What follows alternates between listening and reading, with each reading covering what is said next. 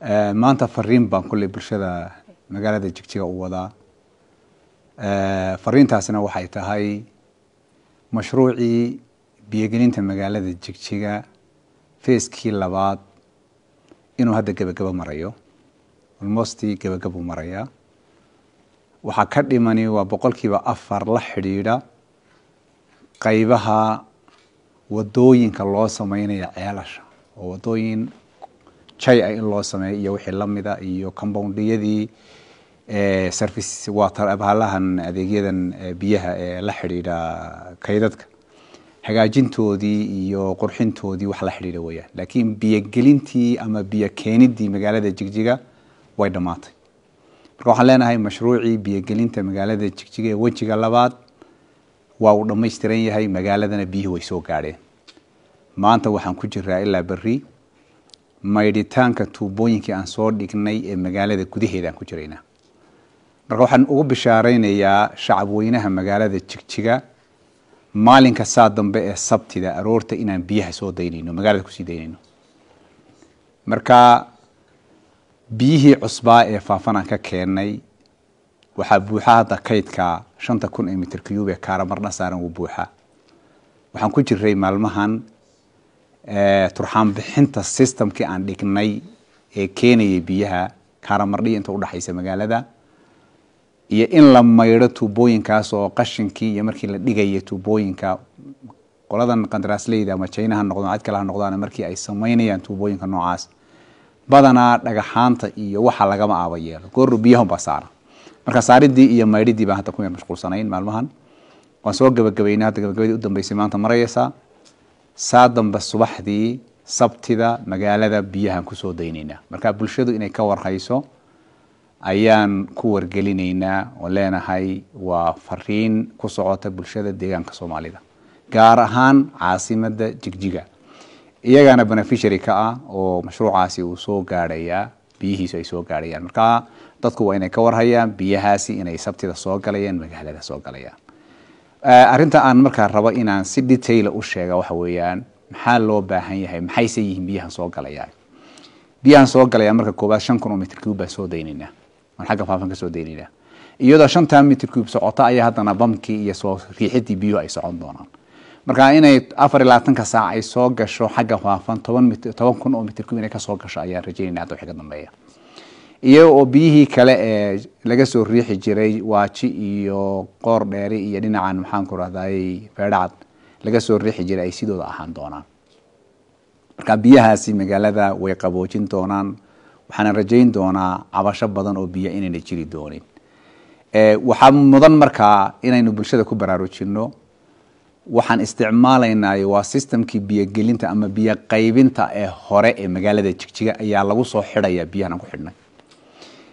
system cusub oo hadda distribution ama biyo qaybin oo la sameeyay oo badani ma jiro waxa kaliya oo dhignay 46 kilomitir oo pipe-kan waaweyn ah ee biyaha qaybinaya xaafadaha u gudbinaya ama magaalada ku wareegaya wadada Sodonka hareer walba ka maraya isku soo xidhmaya kuwaas aan dhigno 46 kilomitir laakiin biyo qaybintii hore oo iyadu xilliye kala duwan la sameeyay oo inay tahay de kulay gabowday badankeedu ayaan biyaha ku soo daynayna marka waxa ka iman kara oo bulshada u sheegayna inay tuubooyinkaasi qarxaan oo meelo badan ay ka qarxaan ba iman doonto sababtu waxa weeyaan biyaha aan soo daynayna pressure badan bay leeyihiin si xoog leh ku socdaan marka lagu soo daayo tuubooyinka meelo badan oo tuubooyinku jilicsan yihiin ama ay raageen way qarxi doonaan waxa kale oo dhici karta meelo badan oo tuubooyinku xidhan yihiin in la arko oo ay dhacdo in bariyaha hore meelo aan biyo ugu dambeysay inay geerfaafsiyadii iyo meelihii laga qaybinay biyo ay xidhan yihiin baa dhici karta marka labada arrimood aan ka digayna waxa weeyaan dadku ee rabno inay bulshadu soo report gareeyaan soo warbixiyaan meeshii biyo ay ka qarxaanba inay u report gareeyaan subsidiga ama magaal hoosaadka ay ka tirsan tahay inay u report gareeyaan ay bulshadu u sheegto oo waxaan sameynaynaa oo hadda SRTV la wadaagnay afarta subsidi ama afarta magaal hoosaad ee magaalada Jigjiga wakaalada afarta ku kala taale ee biyaha mid walba maareeyaheeda iyo mobilkiisa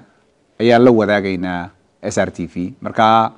hamahan noqoto tan garab case qoor dheere Dudahidi iyo Karamardha afarta subsidiary ama afarta magaalo hoosaadba afarta wakaaladood ee ka jira ama wakaalad hoosaadyada ka jira ayaa handal gareynaya wixii cabasho iyo report ee loo gudbinayo halkaas lagu report gareyn kadibna xafiiska biyaha iyo wakaaladooda socdaa wixii dhibaato asixi doona hadii la yiraahdo marka biyahan waxa iman doonta inay qarxaan meelo badan ay ka qarxaan sida oo kalena dad fara badan ay biyuhu gaari waayaan baa suuragal oo systemka markii hore lahaan jiray ama biyo gelinta lahaa oo qasabada lahaan jiray waxaana kalifi kara in ay geed faafisada aan sheegay inay xidhan yihiin oo horey loo xidhay oo mar hore oo inta biyo laga waayay la xidhay oo meelihii laga qaybin jiray biyaha kadib markay dadku soo report gareeyaan ay yiraahdaan waxaan leeyahay tuubaan leeyahay imana soo gaadhin biyihii maalmahan ay biyuhu socdaan kadib in la saxaal markaa dina la sameyn doono hadii la yiraahdo goobtaas waxa dhici karta inay ku soo gaari waayaan wadooyinkan iyo jidadka waaweyn ee magaalada laga sameeynayo tuubooyin fara badan ay gooyeen baa jira ama layman fara badan ay jareen baa jira marka ilaa laymasha la saxayo oo crossing utility crossing lines loo sameynayo magaalada wadooyinkeeda oo la gudbinayo waxa suuragal in muddo sugto yaa suuragal oo laymashii hore ee biyaha qaadi jiray isu gudbin jiray ee markaa dad muddo biyo waayay markay lama ogaanayo inay dadkoon waxaan guriga isticmaalaya biyahan ee ama tuubooyinka lahaay inay biyo ka go'aan inay ka go'in waruma hayaan xayalina waa hore biyo ka istaageen hadii waa hore biyo ka istaageen ay wadana martay oo tuubooyinkii goysay war kama hayaan marka biyo ima soo dhicin bay oranayaan marka waxa suuragal ah in wadooyinku ay jareen marka labada arrimood ugu muhiimsan waxa weeyaan in ay biyuhu meelo badan ka qarxaan xataa waxa dhacdaa ay suuragal ah sida meelaha qaarkood aan ku aragnay laymasha laftoodii biyo gelinta hore in guriga lagu duldhistay oo ay ka soo baxaan meelaha qaarkood guriga dhexdeeda biyo ka soo baxaan waa dhici kartaa oo suuragal weeyaan marka arinta noocaas ah ha lagu baraarugsanaado si degdegana ha loo soo report gareeyo hadii la yiraahdo sidoo kale waxa jiri karta dadku markii ay biyaha arkaan dad badan oo tuubooyin lahayn ama qasabada lahayn inay isku dayaan si degdeg ah inay u biyo gashadaan marka biyo gashiga waa la ogol yahay laakiin waa inay wada sharci soo maraan oo wakaalada ay toos u yimaadaan oo shuruucda ay maraan laakiin dadka qaarkii degdeg ay qabaan darteed waxay sameynayaan barabar meelaha iska joogo oo tuubad bahasha iska wata baanadii iska wata in intay ka haystaan ay yiraahdaan halkan iga jiido gali taasi waxaan leenahay waa arrin mamnuuca sharci darro weeyaan lamana sameyn karo kaliya wakaalada oo si sharci toos loogu yimaado uma biyo gelin laga sameyn karaa marka waxa la rabaa cidda ownerka rasmiga ama yadlaha ka ihi waa shacabka magaalada Jigjiga inay ilaashadaan